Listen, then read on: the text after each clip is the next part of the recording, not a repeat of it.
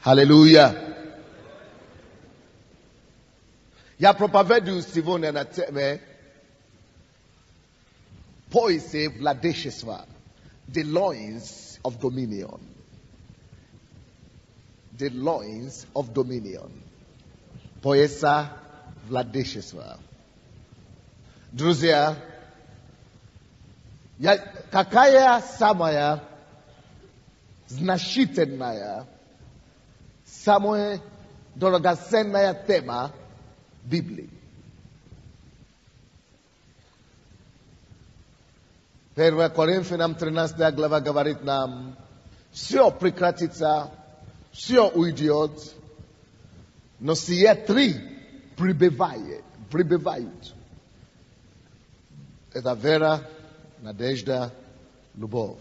Написано любовь больше всего. Человек, у кого проблема, когда идет в туалет, Господь прикасается к вам сейчас. Положите руку на себя. Геморрой. Будьте исцелены. Во имя Иисуса.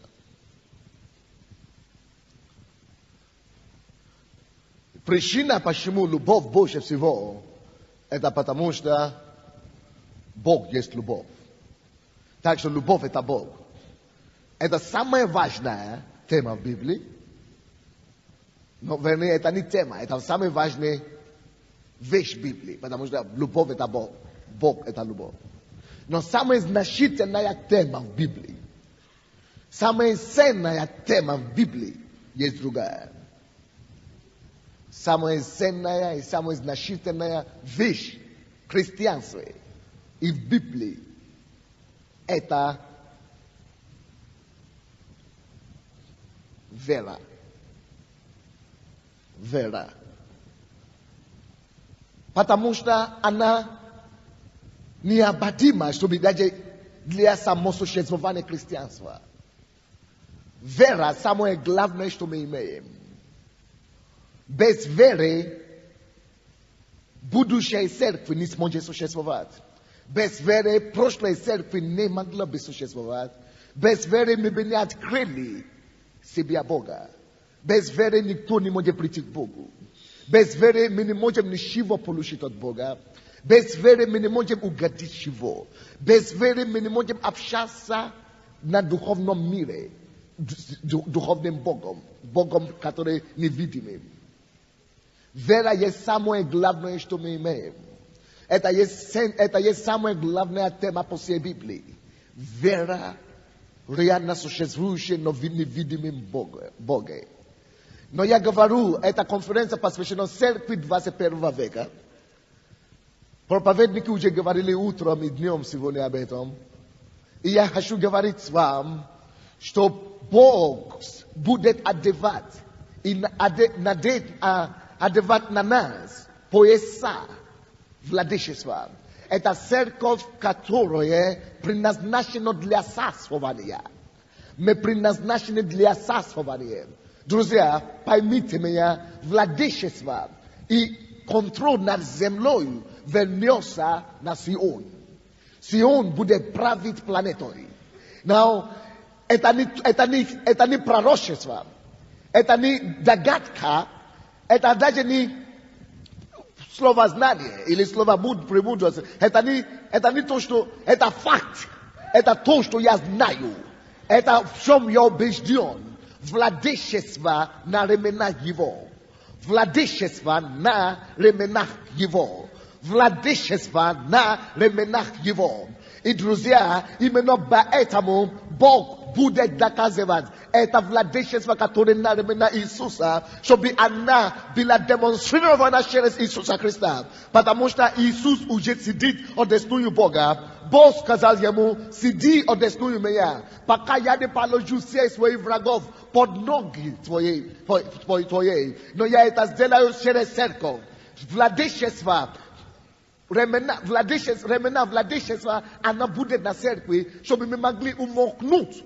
И силою Бога мы умолкнем всякие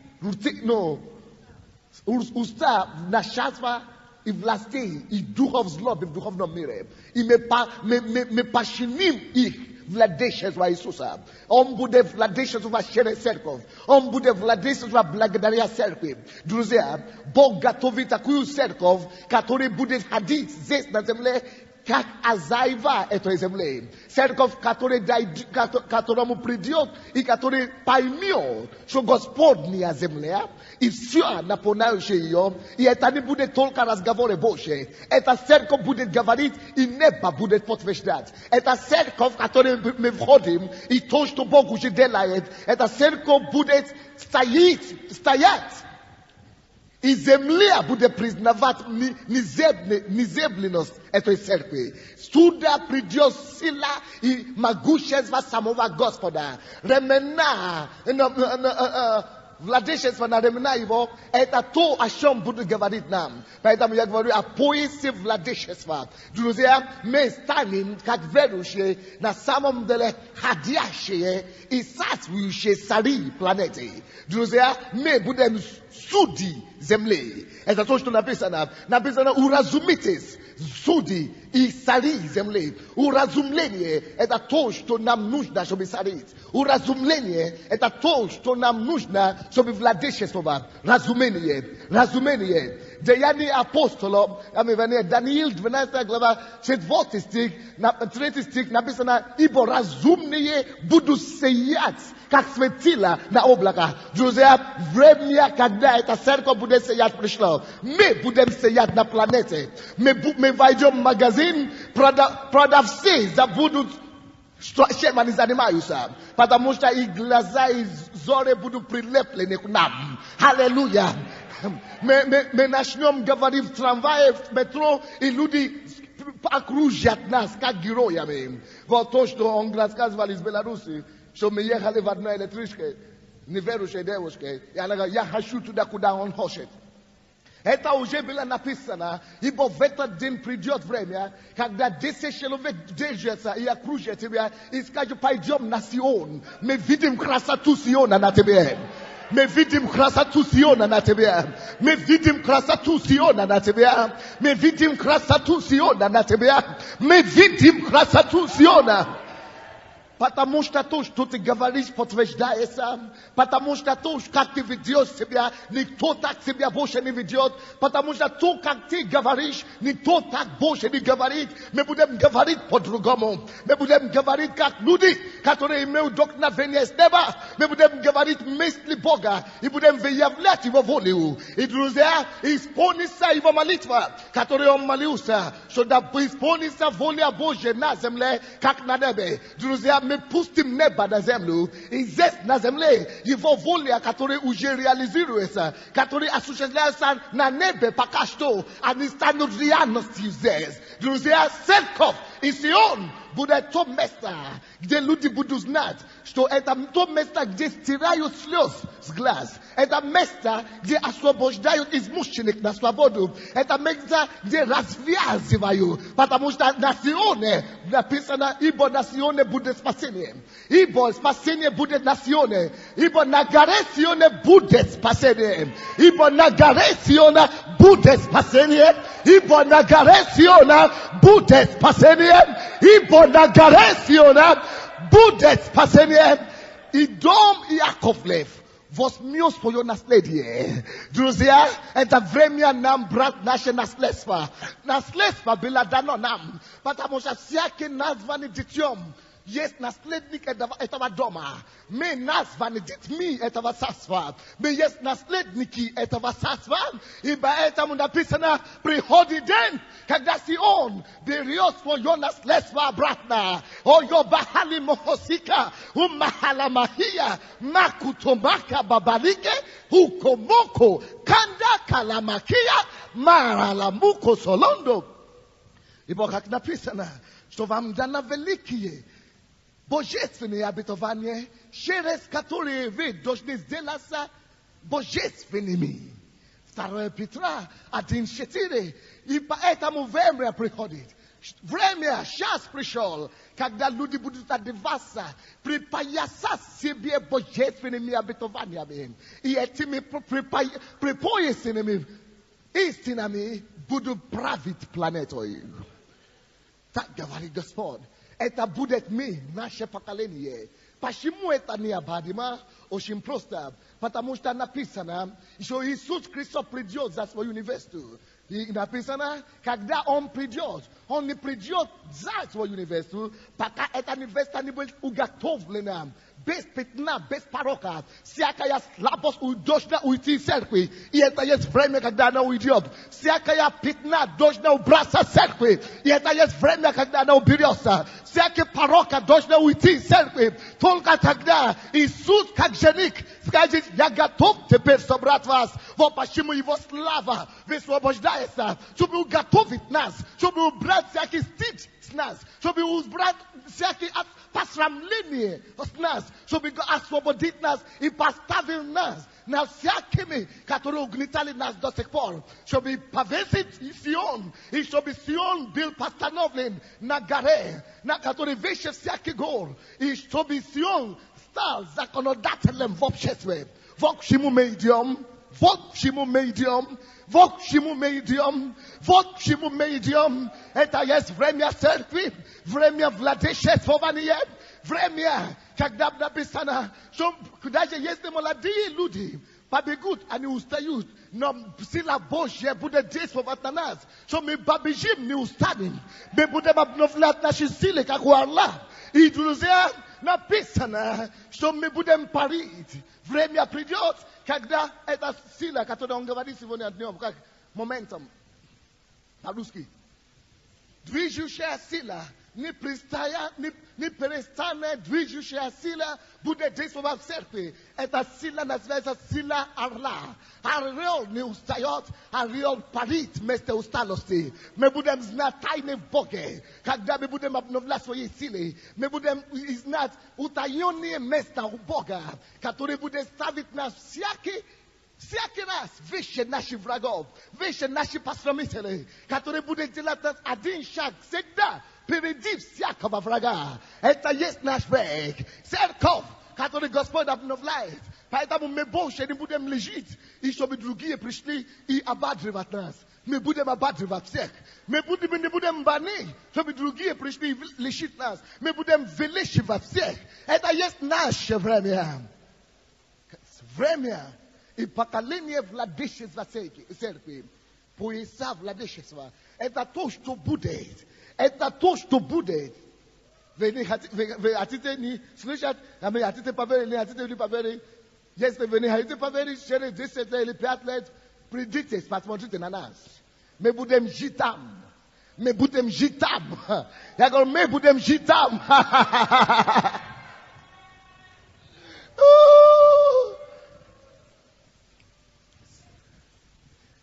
Вернусь к моей теме, а то я оторвался.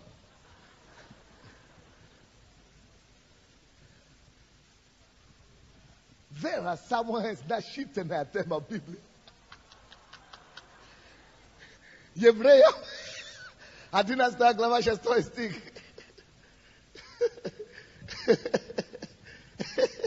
Евреям 11:6.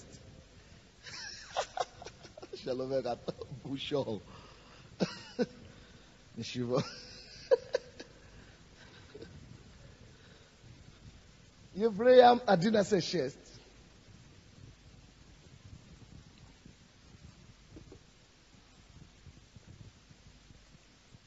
А без веры угодить Богу невозможно. А на самое важное, если ты не угождаешь Богу, значит, что еще хочешь? Бесполезно твои служения, значит. Ибо надобно, чтобы приходящий к Богу веровал. Значит, если ты не веришь, ты не можешь прийти к Богу. Нет доступа к Богу без веры. Почему она важна? Нет доступа к Богу без веры. Нет угождения Богу без веры. Что Он есть, и ищущим Его воздает. Надобно, чтобы верил, что ищущим Его воздает. Значит, сколько бы ты не искал Бога, пока ты не поверишь, ты не получишь. Ты его не найдешь. Он воздает те, которые верят. Поэтому сколько бы ты не старался, Ite bom jeito de dava para gente fovane. Para cá tem ni bude vevis, tu eta para gente vane prynisio, tu para spetane ni prynisio ni shivo. Eta duhovny zakon, sio нужда пропустить через веру. Если нету веры, ничего нету контакта с Богом. Откройте Ефесянам 2 глава 7-8 стихи.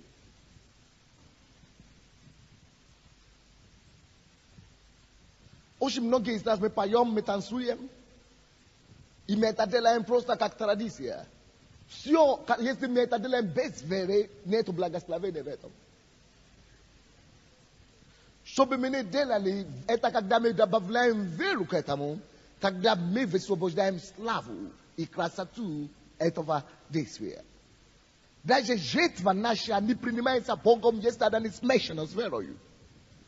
Вера – это важнейшая вещь в Библии. Это самая важная тема. Ефесянам 2 глава 7-8 стихи. Дабы явить в грядущих веках при изобильное богатство благодати своей, благости к нам во Христе Иисусе. Ибо благодатью вы спасены через веру, и это не от вас, Божий дар. Но заметьте себе что-то. 7 стих. Бог хотел сам явить грядущие века, это вот уже наш век. Он хотел сам добровольно, от своей воли, явить преизобильное богатство благодати своей, благости к нам во Христе Иисусе. Это Он принимает решение, явить преизобильное благодати Его благости к нам. Бог слишком щедрый. Скажи своему соседу, Бог слишком щедрый. Если ты не получаешь от Него, что ты хочешь, это потому что ты не смешаешь твое действие с верою. Вы со мной? Бог очень добрый. Бог говорит в 7 стих, что при изобильное богатство благодати Его, Он хотел дать нам. Однако, хотя это преизобильное благодать и благословение уже готово. Вот оно. Он уже вообще нам предлагает. Однако, 8 стих. Ибо веру, ибо благодатью, да, вы спасены через веру. Пока ты не добавишь даже веру, даже благодати, благодать бесполезна. Даже благодать бесполезна. Пока ты не добавишь веру. Благодать – это незаслуженная милость. Вроде бы незаслуженная. 8, да. Даже если тебя прилагают вот так, пока ты не добавишь ее, не дойдет до тебя. Кто-то украдет на дороге. Вот почему Иисуса окружали множество людей. Это настоящая благодать возле них. Но они ничего не получили. Пока женщина кровотечением с верою не протянула руку. Поэтому, когда я танцую вот так здесь, это не потому, что я играю в детстве. Я не играю в детстве, когда я танцую вот так. Я делаю и высвобождаю сверхъестественную духовную арифметику. Духовную арифметику. Математику высшего уровня.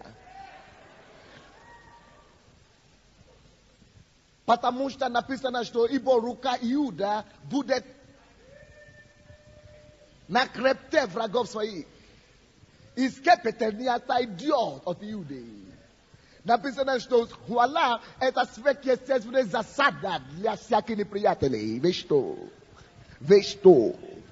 И когда мы это делаем, мы не просто веселимся. Нет, мы делаем операцию с верою.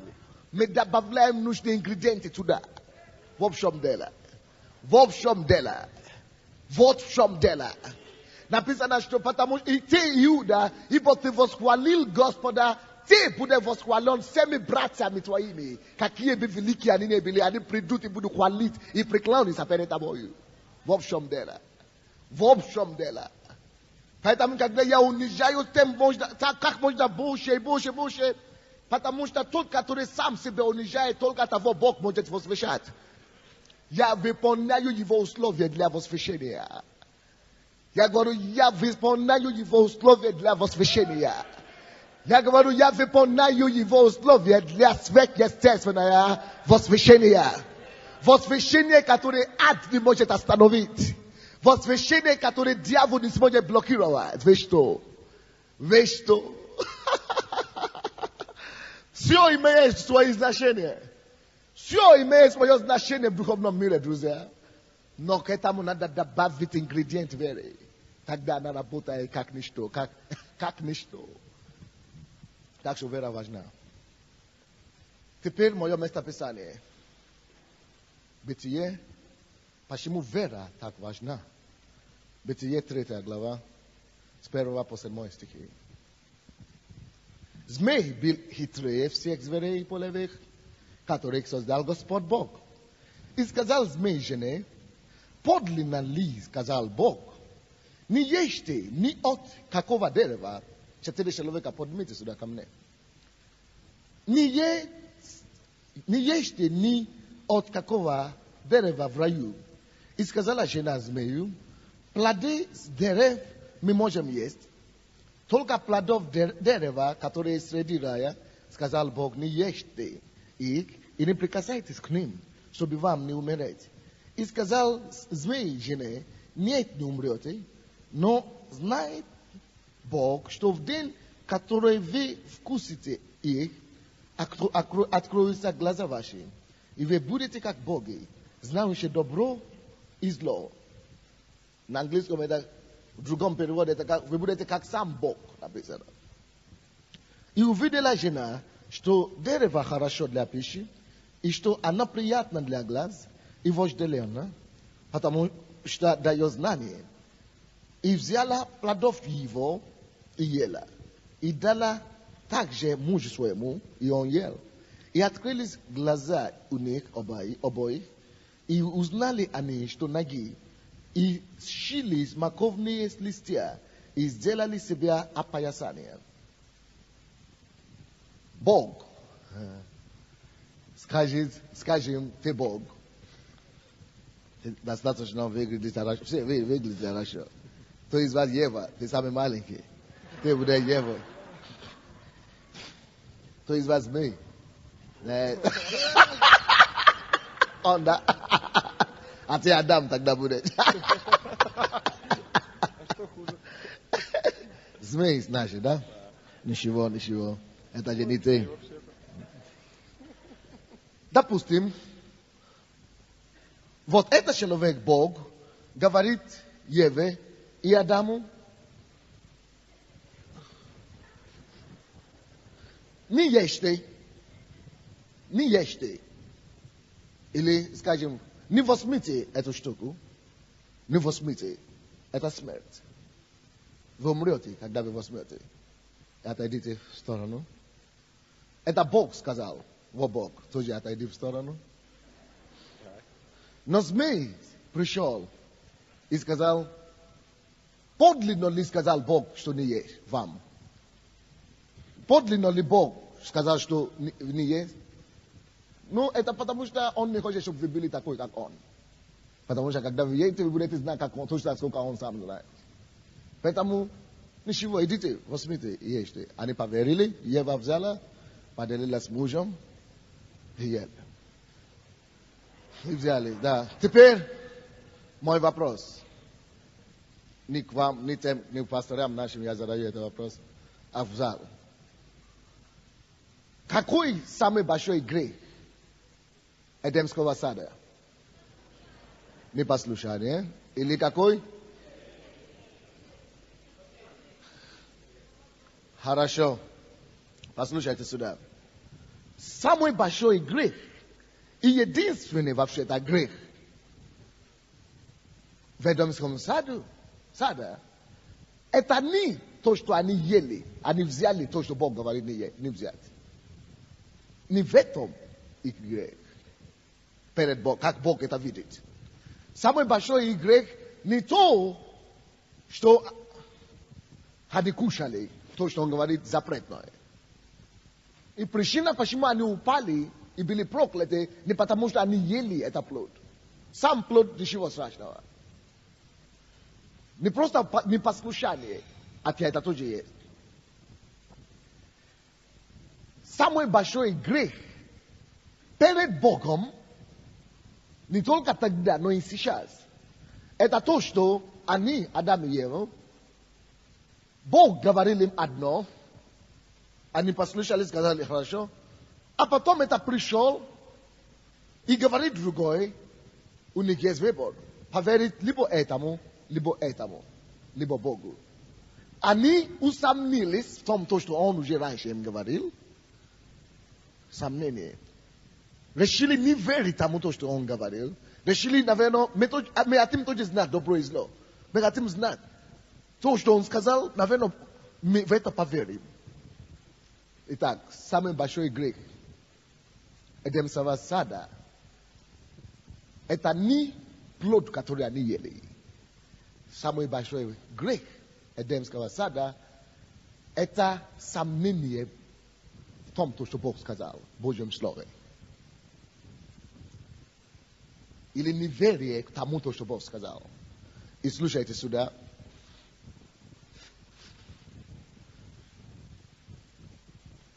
Это потому, что они усомнили в том, что Бог сказал, не трогай.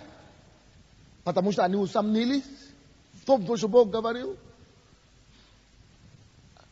Потому что они усомнили в этом, они уже не верят в этом. Поэтому они взяли то, что Бог говорил, не взяли.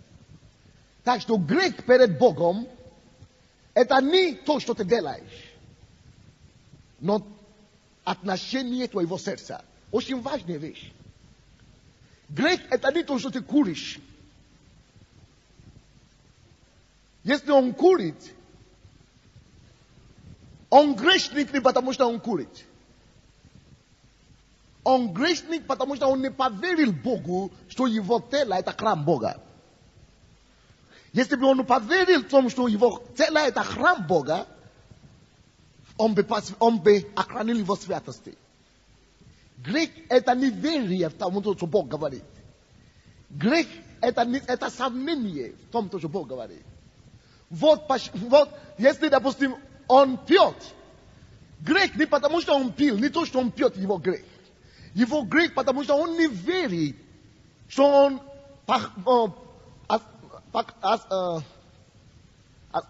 освящает, антоним, оскверняет Божьего храма. Он пьет, потому что он не верит тому, что Бог говорит, что я буду жить тебе. Он делает то, что он хочет. Он не поверил в Слово Бога. Вот это грех. Это потому что мы не верим в сердце. Поэтому мы делаем действия, которые против Бога.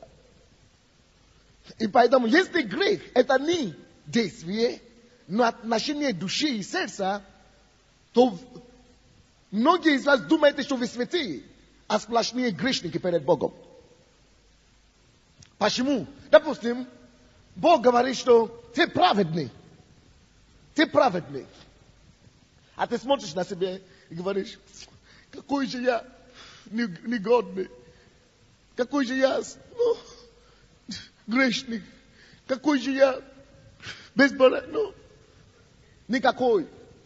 Почему мы там говорим? Потому что мы смотрим на свои действия, смотрим на свои отношения. Ну какой же я праведный? Я не похож на праведника. Поэтому отрицаем то, что Бог говорит.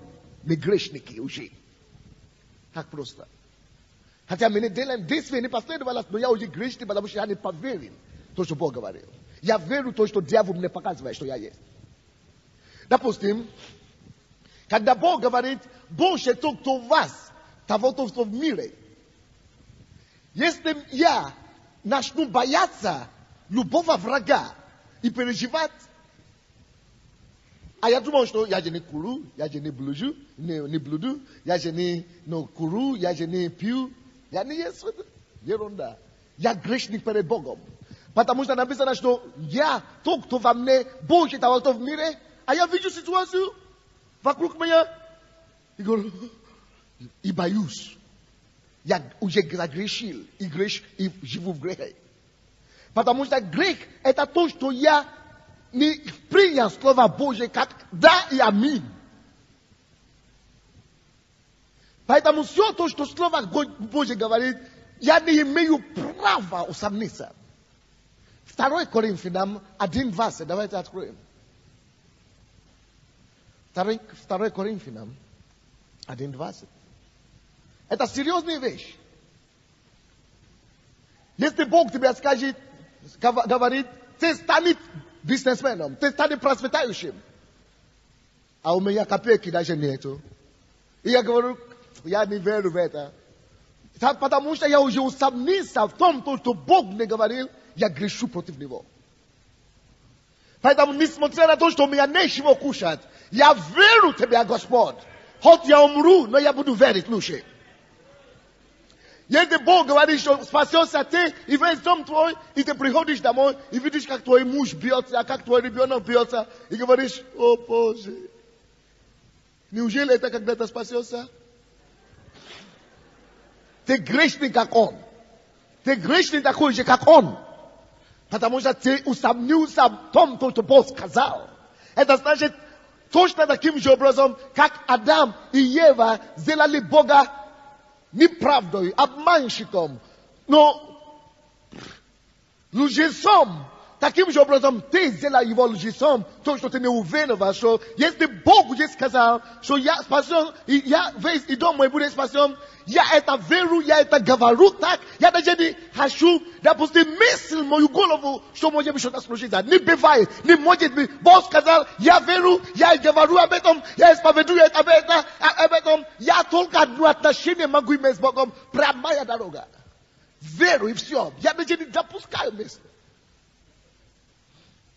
Если Бог говорит, что Он взял на себя мои немощи и боли, если я даже начинаю думать, что а если рак, а если я умру, а если я заболею, это сам. Поэтому мы многие умираем от болезни христиане, потому что мы живем в неверии. Это значит, мы живем в грехе конкретно.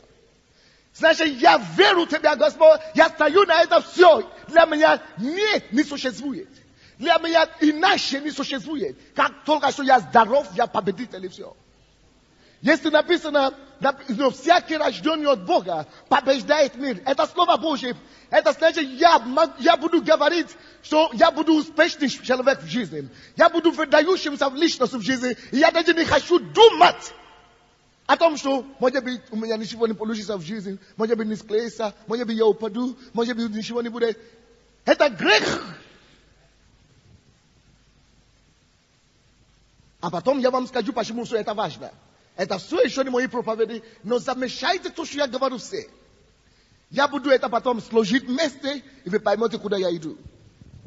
Но запомните все, что я говорю внимательно. Это не суд. Когда мы дойдем до сути, вы поймете, почему я это говорю.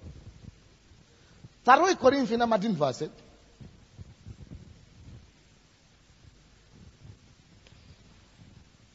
Ибо все обетования Божьи в нем да, и в нем аминь, во славу Божью через нас. Это значит, все, если это Бог говорил в своем слове, если это его обетование, моя реакция, наша с вами реакция может быть только одно. Да и аминь. Всякая реакция, что против этого, даже малейшее сомнение в душе, если сомнение приходит, тут же верь в его скорбный. Именно Иисуса, я не буду это. Я верю, это грех Адама и Ева. Грех Адама и Ева, это не плод, то, что они съели. Грех Адама и Ева, это не то, что они пожалели. Нет. Грех, потому что они решили не верить того, что Иисус говорил. Бог говорил им, ну, я не знаю, усомнились, что это правда. Всякий раз, когда вы усомневаетесь в обетовании Божье, что неужели это может быть и так далее, вы попадаете в то же самое положение, куда Ева была. А мы обсуждаем их проповеди и так далее. Алло, объяви войну твоей жизни. Войной веры. Вот почему написано, что вы подвязаетесь подвигом веры. У нас есть только одно сражение в жизни.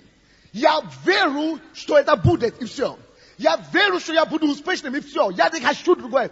Это война. Точно таким же образом, как израильтяне шли на войну постоянно. Поэтому у нас тоже война.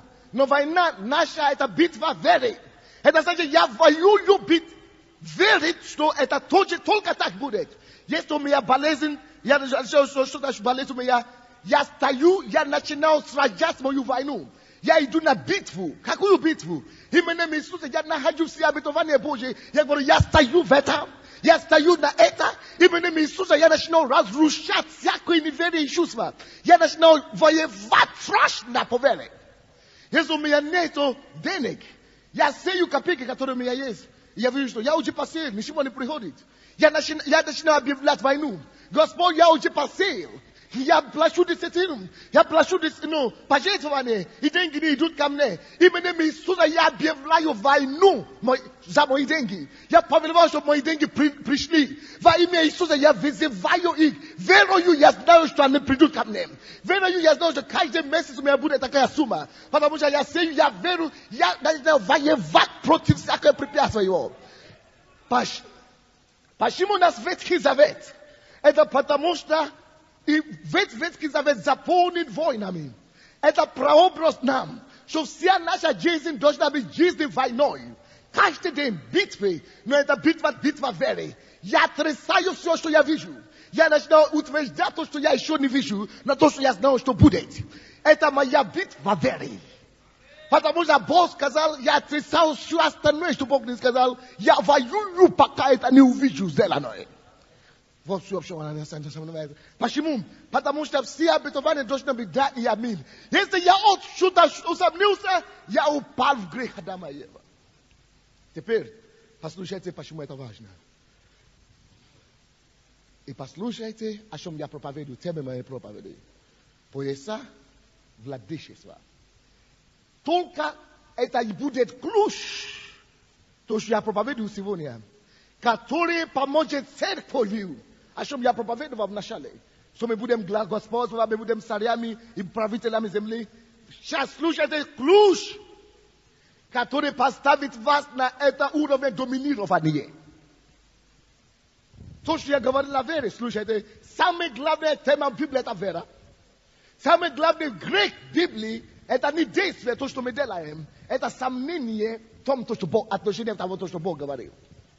Это выяснили себе, да? Теперь,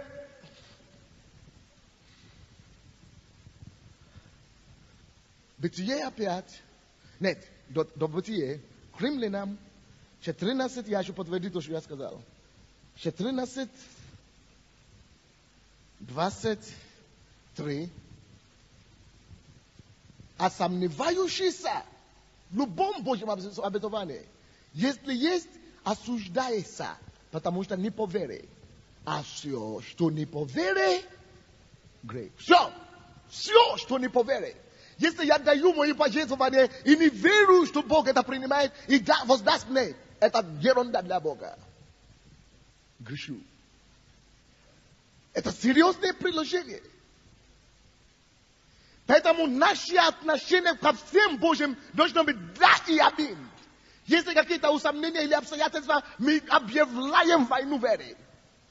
Написано, подвизайся добрым подвигом веры. Подвизайся, пока ты не убежден, что ты уже веришь. Теперь, самое главное, тема, центру, сути моей проповеди. Бытие 3 опять. После того, как они обнаружили, после того, как они согрешили, 6 стих, давайте посмотрим. 6 стих. 7 стих.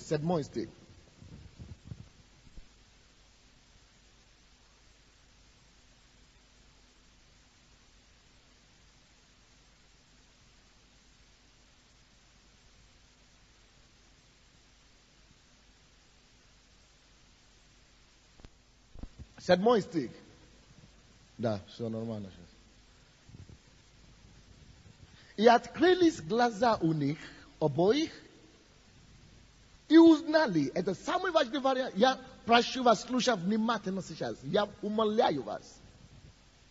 И узнали они, что ноги. Как только что они съели, согрешили, они узнали, что их глаза открылись, и они ноги. И сшили смоковные листья и сделали себя опоясание. О чем мы говорим? Пояса владычества. Слушайте внимательно теперь. Дело в том, что когда они согрешили, они только одно почувствовали, что они ноги. Они видели, что они ноги. И они не могли объяснить, как они ноги. И вы знаете, что они сделали? Они почувствовали, откуда они догадались, что это нагость пришла. Они почувствовали, что что-то им не хватает. Не хватает им пояс, опоясание. Они почувствовали, что опоясание ушло. Поэтому они тут же нашли средства и способы, чтобы сделать другое опоясание. И думаю, что это то, что ушло, они вернут. Теперь послушайте внимательно. Это опоясание, это ремни. Это опоясание было то, что держало, мы знаем с вами, что то, что покрыло их. Потому что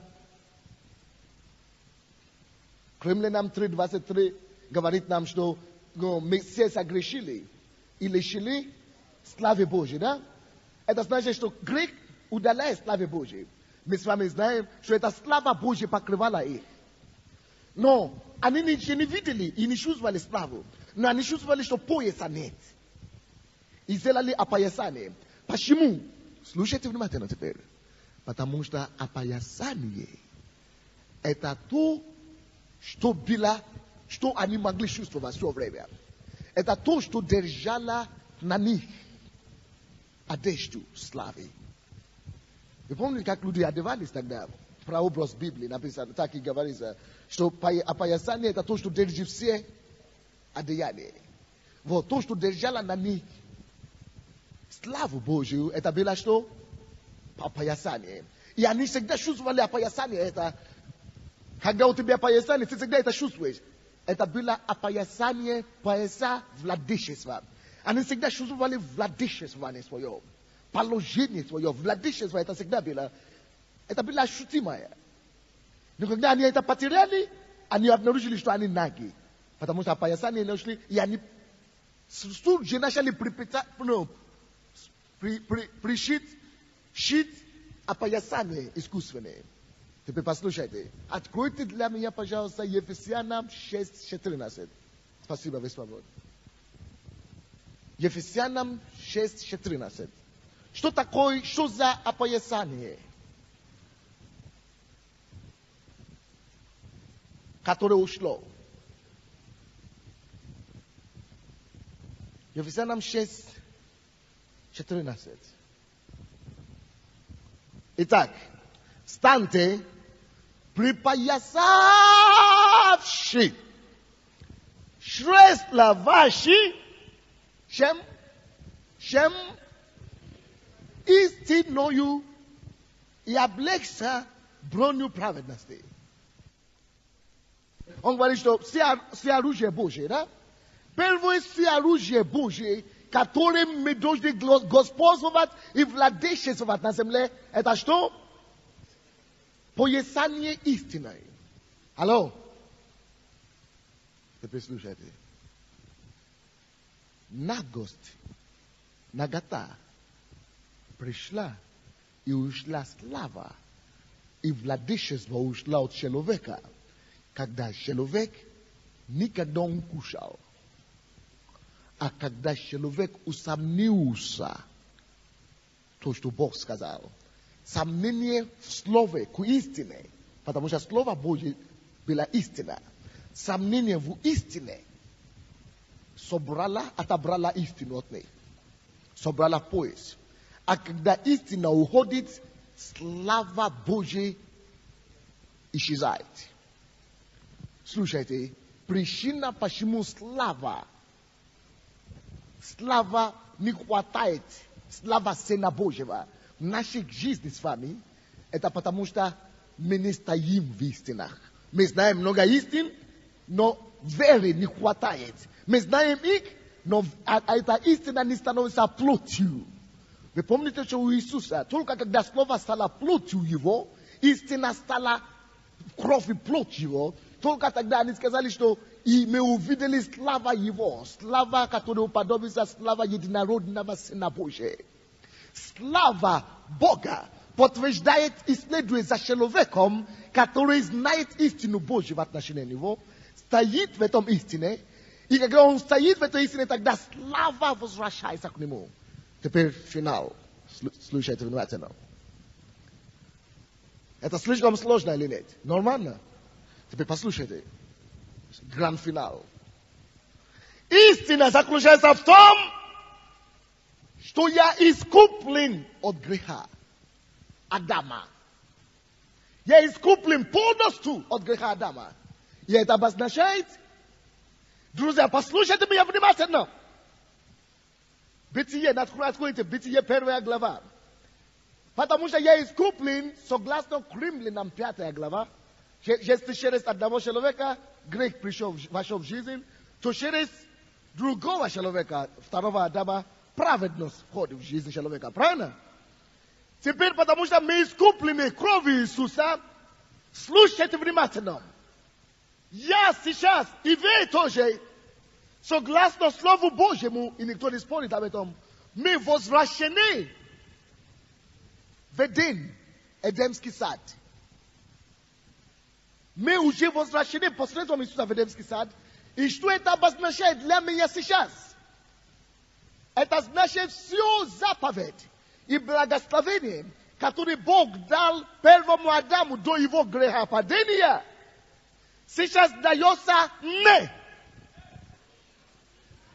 Теперь помните, что я говорю о том, что самый единственный грех перед Богом – это сомнение. Проблема наша в том, что мы все это знаем, но никто не утвержден в этом, никто не стоит в этом, что это моя истина. Я не допущу никогда сомнения. Когда человек начинает стоять в этом, тогда красота и слава Божья начинает демонстрироваться и являться через него. Допустим, Бытие, 1 глава, 26 стих.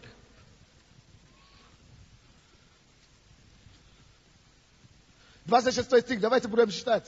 И сказал Бог, сотворим человека по образу. Это значит, мы с вами, благодаря Иисусу, возвращены к оригинальному положению. Бог теперь говорит нам, как церковь, я возвращаю вас до грехопадения.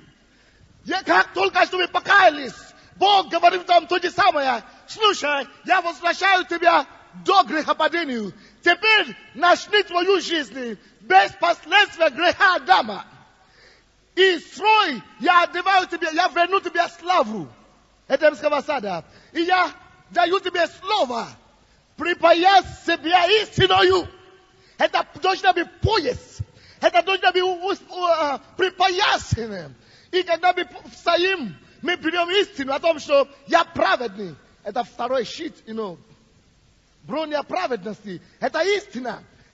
Я беру эту истину. Это значит, я праведный перед Богом. Несмотря на мои ошибки, несмотря на мои поступки, несмотря на мои падения, я верю Богу, что я праведный. Тогда это я припоясан этой истине. Я праведный Божий, потому что я стою в этой истине. Тогда мне не нужно стараться быть праведным. Я начинаю быть праведным автоматически, потому что я насколько верю в этом, что я знаю, что я не могу грешить. Допустим, истина заключается в том, что я возвращен в Эдем. И в последнее время, друзья, я живу лично с Эдема сейчас. Я хожу в Киеве, но я вижу себя посаженной одесную Бога, потому что написано, что ибо мы и наша жизнь закрыты во Христе Иисусе. Если моя жизнь закрыта во Христе Иисусе одесную Бога, то я вижу себя оттуда. И оттуда я пользуюсь своей властью. И когда я говорю, Господь, я запрещаю эту болезнь. Я не вижу себя как стоящий здесь. Я вижу себя как в Эдеме, кому было сказано владычествуй. Я вижу себе как посаженный от деструя Бога, и вижу оттуда место моего правления, место моей троны, я как правитель земли. Потому что первый Адам, он был дан поручение быть правителем земли. Бог говорит ему, Бытие 2 глава 15 стих, что охраняй землю, возделывай землю. Мы поставлены судьями планеты, цари мира. И что это обозначает? Это значит, я теперь возвращен в это положение. Если я верю в это и веду войну веру, я не буду сомневаться ни в коем случае. Если Бог сказал, я это верю, и я живу соответственно, я не могу не нести славу Божью в мире. Не может не сопровождать меня славу чудодейственной Божьей.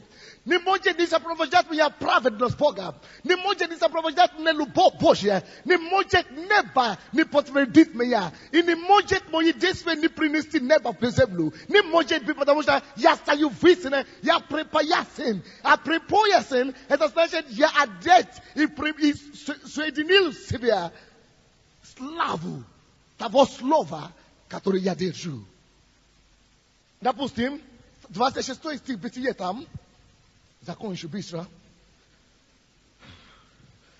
И сказал Бог, сотворим человека по образу нашему, по подобию нашему, и да владычествуют они над рабами морскими. Слушайте, когда я стою каждым утром, сейчас, я не хочу чувствовать себя, не важно, как я себя чувствую, не важно, какие мысли у меня приходят в голову, я вспоминаю, недавно владычество на всей землей. Когда я в своей машине, ребята со мной, они не знают, что я думаю. Мы едем по городу, я говорю, Господь, вот я езжу по моему владению. Потому что человеку было поручено владычествовать нас. Читайте все вслух, 26 стих. Все мы будем вместе читать. И сказал Бог, сотворим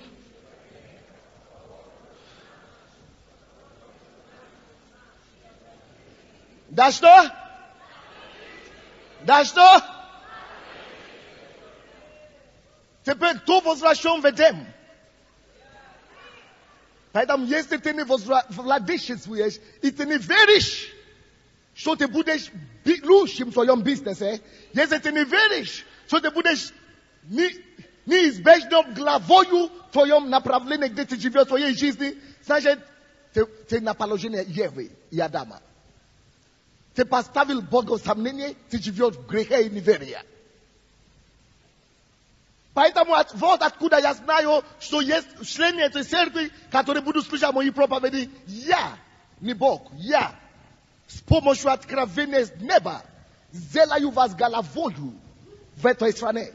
Я, через откровение Слова Божьего, сделаю каждого человека, кто будет слушать Слово, лучшими, выдающими сами. Не будет выхода, вы обречены на успех.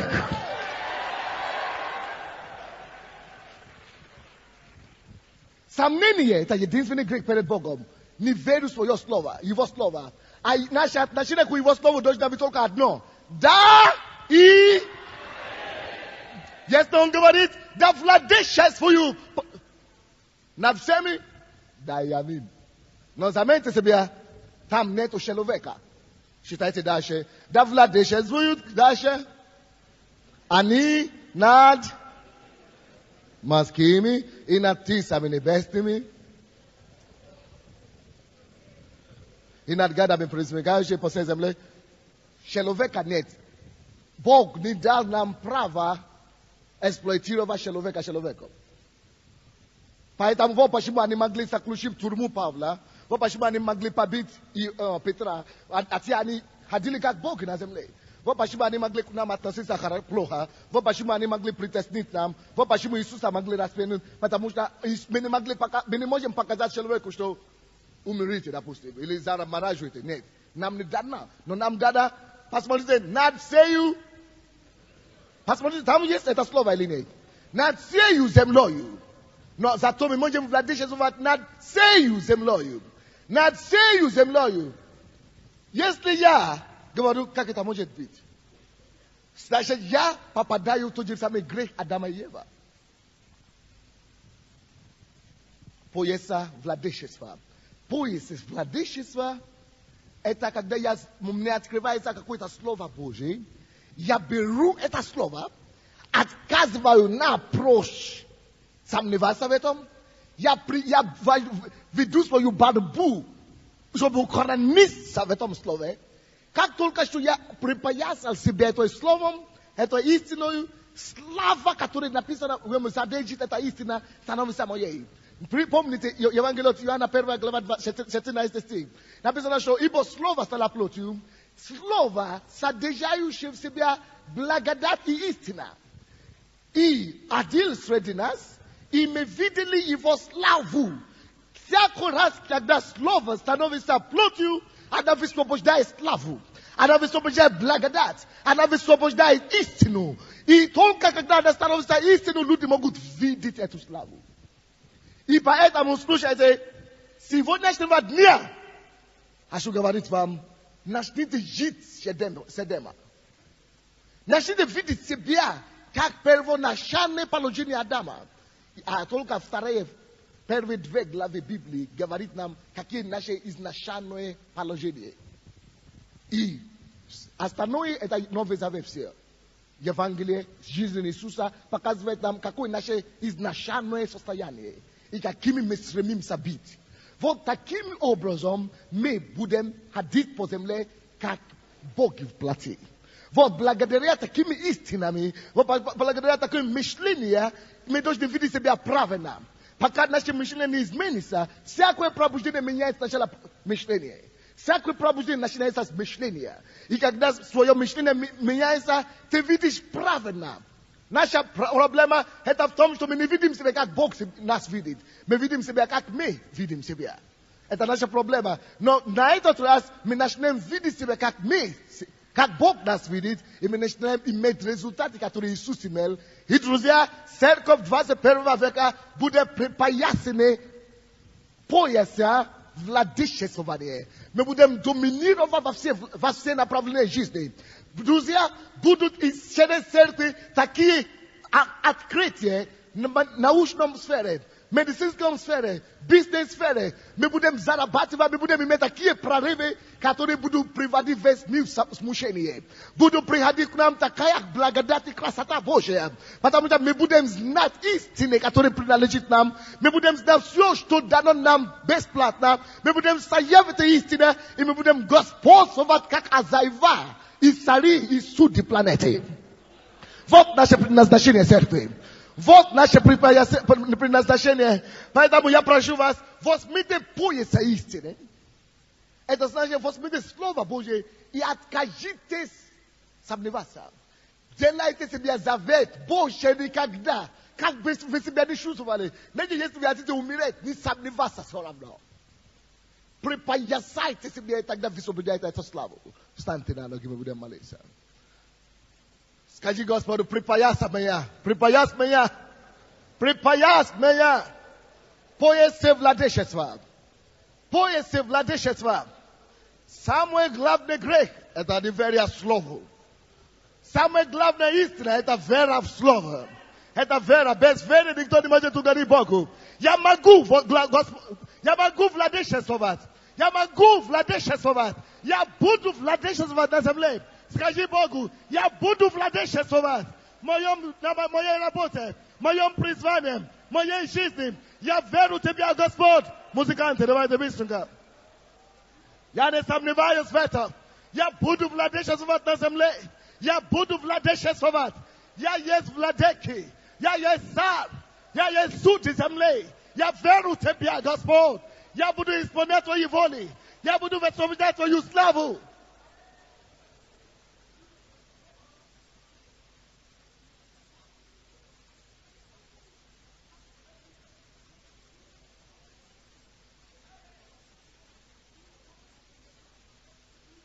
Напомни Богу Его слово.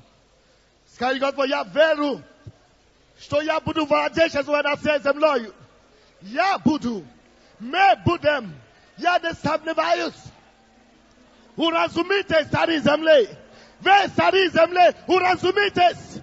Urazumite sudi zemle, ve sudi zemle, urazumite. Păi grete. Mă molim să truzea, moliteți gomka, vetoje.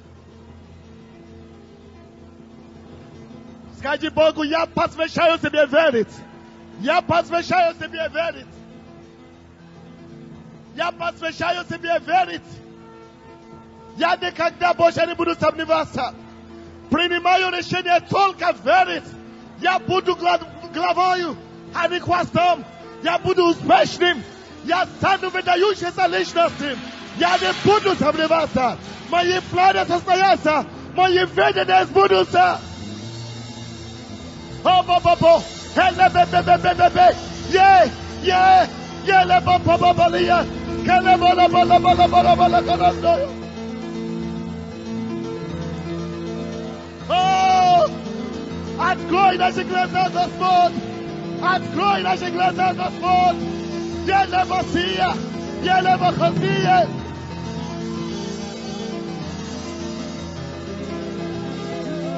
О! Молитесь! Молитесь! Молитесь! Мы представители Бога на земле!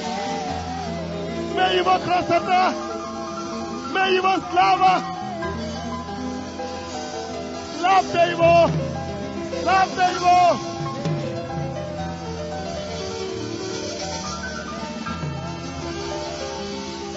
Аллилуйя! Аминь.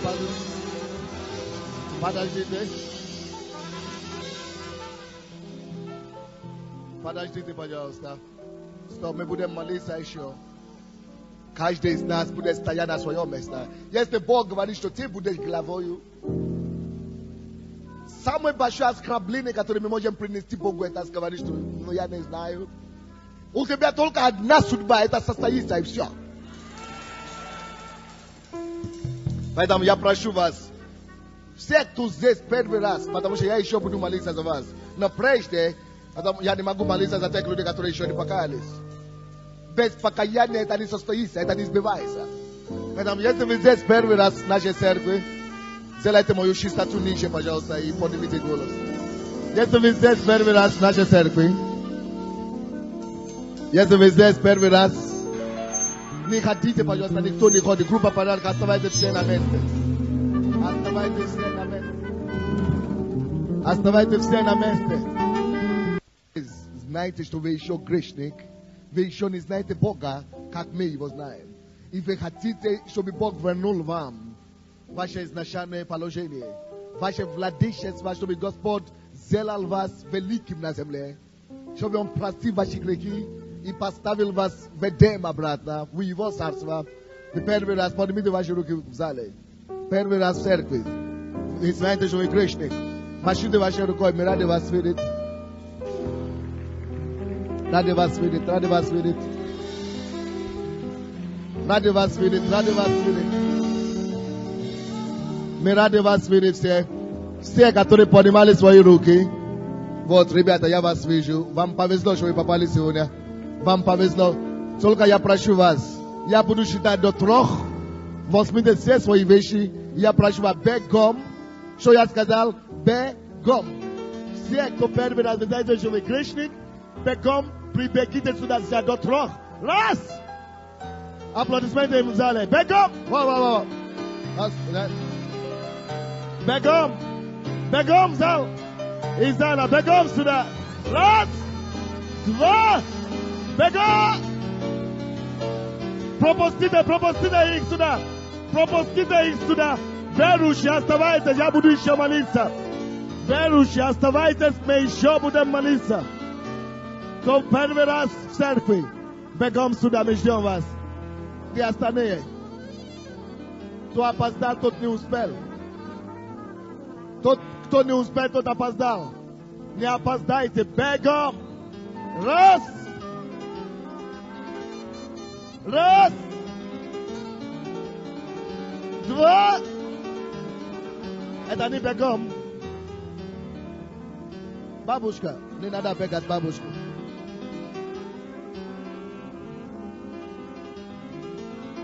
3, Victor, pause that. Возьмите их все за сценой. Людмила, сестра Людмила, возьмите всех туда. Кто опоздал, кто не успел. Сюда, за сценой. Соберите их. Теперь давайте поднимем наши руки, мы будем молиться.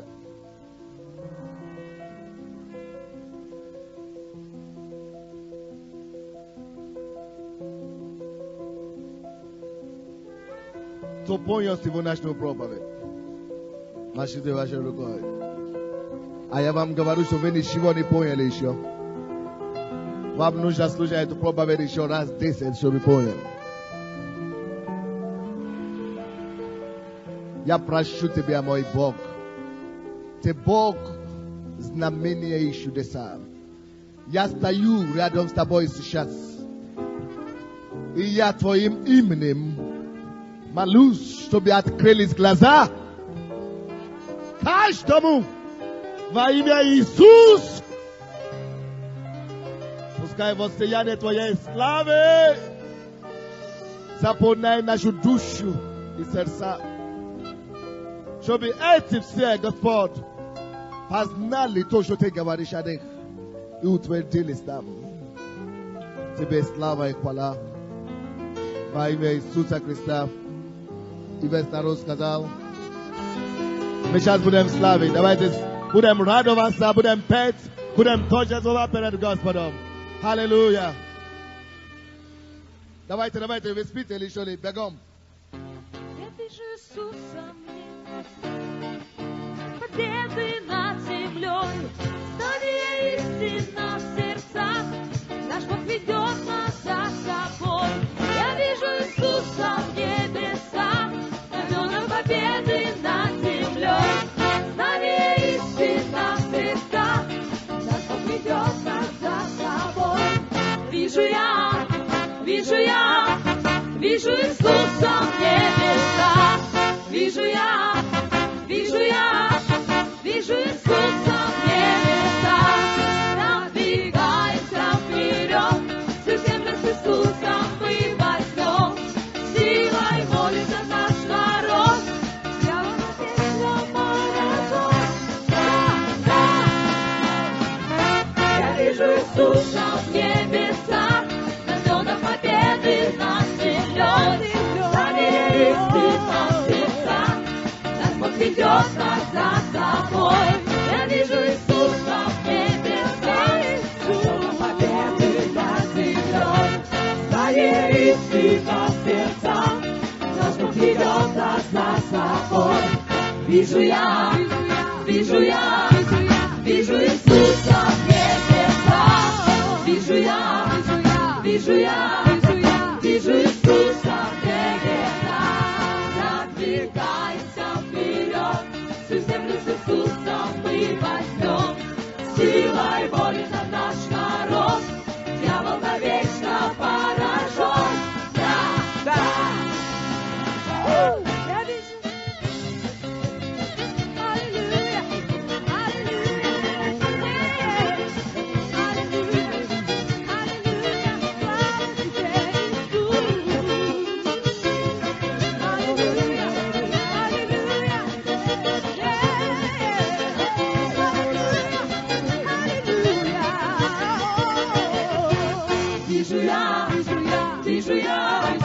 вижу Иисуса в небесах, вижу Иисуса в небесах, продвигаемся вперед, всю землю с Иисусом мы возьмем, силой молится наш народ, дьявол навечно поражен. Я вижу Иисуса в небесах, знамена победы над землей, знание истина в сердцах, наш Бог ведет нас за собой. Я вижу Иисуса в небесах, знамена победы над землей, знание истина в сердцах, наш Бог ведет нас за собой. Вижу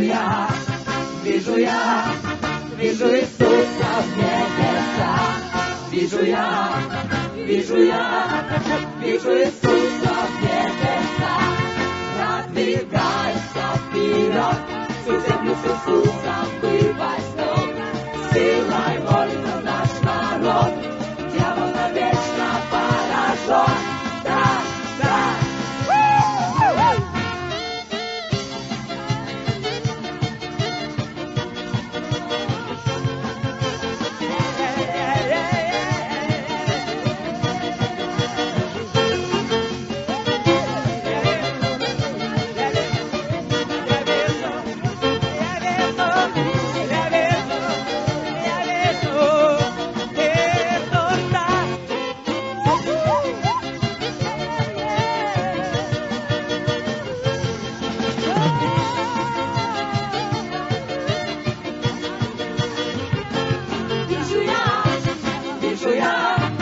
Вижу Иисуса в небесах. Вижу Иисуса в небесах. Продвигайся вперед, всю землю с Иисусом мы возьмем. Силой молится наш народ, дьявол навечно поражен. Да, да. Я вижу Иисуса в небесах, знамена победы над землей. Знание истина в сердцах, наш Бог ведет нас за собой. Я вижу Иисуса в небесах, знамена победы над землей. Знание истина в сердцах, наш Бог ведет нас за собой. Вижу Иисуса в небесах. Вижу Иисуса в небесах. Продвигайся вперед, всю землю с Иисусом мы возьмем.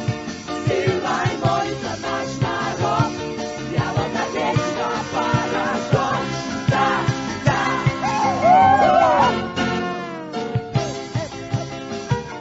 Аллилуйя!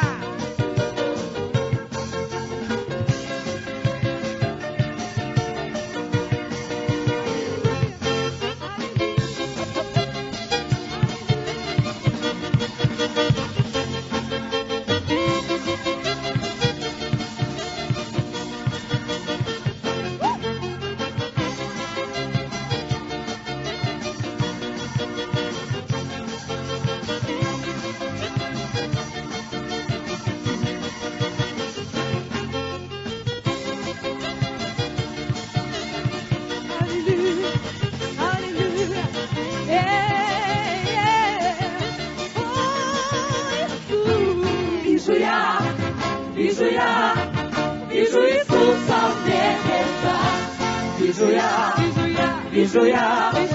Вижу Иисуса в небесах.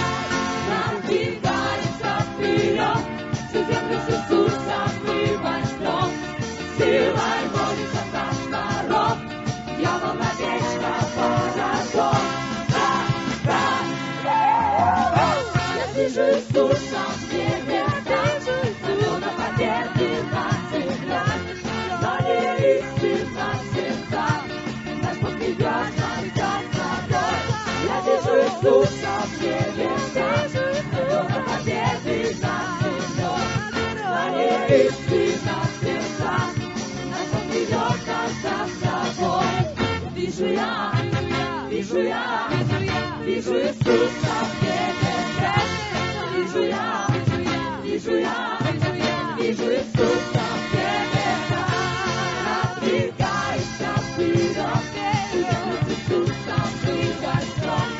Силой молится наш народ, дьявол навечно поражен. Аллилуйя!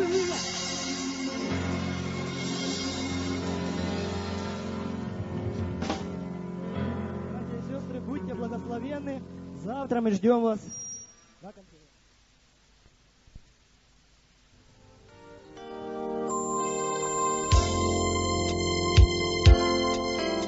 Ми раді, що ви мали можливість прослухати це слово. Пам'ятайте, що з кожної тяжкої обставини є вихід – це Ісус Христос. І якщо Йому довірити повністю своє життя, то все буде гаразд. Нагадуємо вам, що наша церква Слово Віри – місіонерська. ведення нашої церкви підняти в Україні сильну багатотисячну церкву, котра готуватиме місіонерів і посилатиме їх для проповіді Євангелія по всьому світу. Нехай це об'явлення стане часткою і вас. Господь да благословить вас, ваші сім'ї та нашу Україну.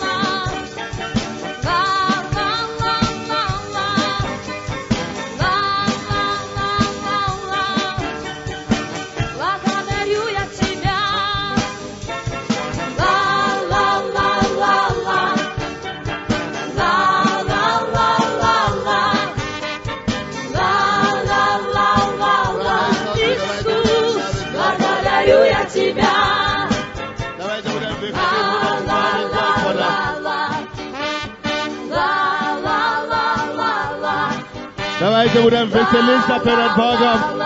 Будем ликовать и праздновать Иисуса. Будем благодарить Его. Я быть с тобою, Да, Иисус. благодарить Тебя. Любовь свою не скрою, мой Бог не скрою никогда. Ты изменил всю жизнь мою, и знаю я, что Ты со мною навсегда. Благодарю Тебя за любовь Твою и за кровь Твою, за радость вечную, за руку помощи, которая со мной прибудет до конца. Благодарю Тебя. Ла-ла-ла-ла, ла-ла-ла-ла-ла, ла-ла-ла-ла-ла. Иисус, благодарю я Тебя. Ла-ла-ла-ла-ла, ла-ла-ла-ла-ла, ла-ла-ла-ла-ла. Иисус, благодарю я Тебя. Ты обновил мой разум и сердце изменил. Ко мне Ты прикоснулся, Ты мою душу исцелил. Теперь мой огонь всегда горит внутри меня, ведь Ты со мною навсегда. Благодарю Тебя за любовь Твою и за кровь Твою, за радость вечную, за руку помощи, которая со мной прибудет до конца. Благодарю Тебя. Ла-ла-ла-ла, ла-ла-ла-ла-ла, ла-ла-ла-ла-ла. Иисус, благодарю я Тебя. Ла-ла-ла-ла-ла, ла-ла-ла-ла-ла, ла-ла-ла-ла-ла. Иисус, благодарю я Тебя.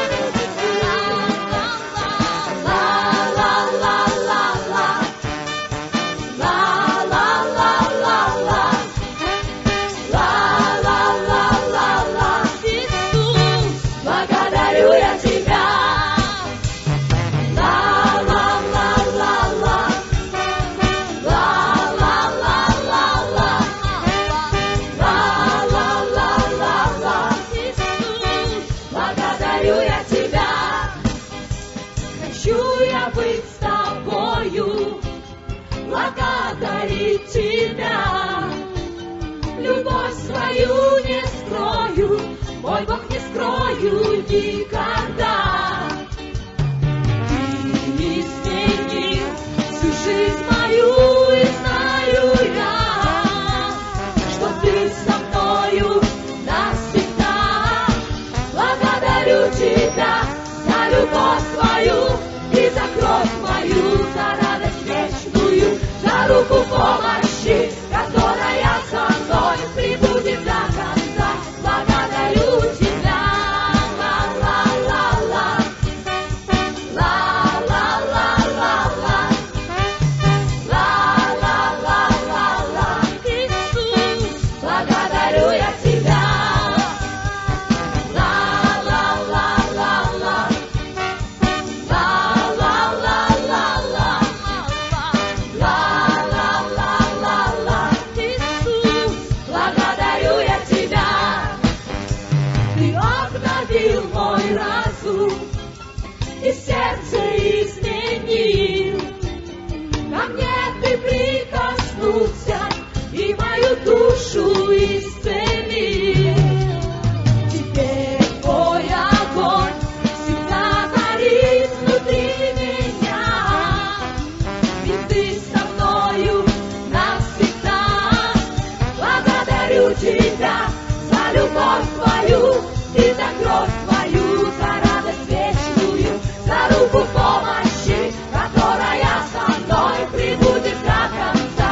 Благодарю тебя за любовь твою и за кровь твою, за радость вечную, за руку помощи, которая со мной прибудет до конца.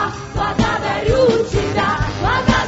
тебя за любовь твою и за кровь твою, за радость вечную, за руку помощи, которая со мной прибудет до конца.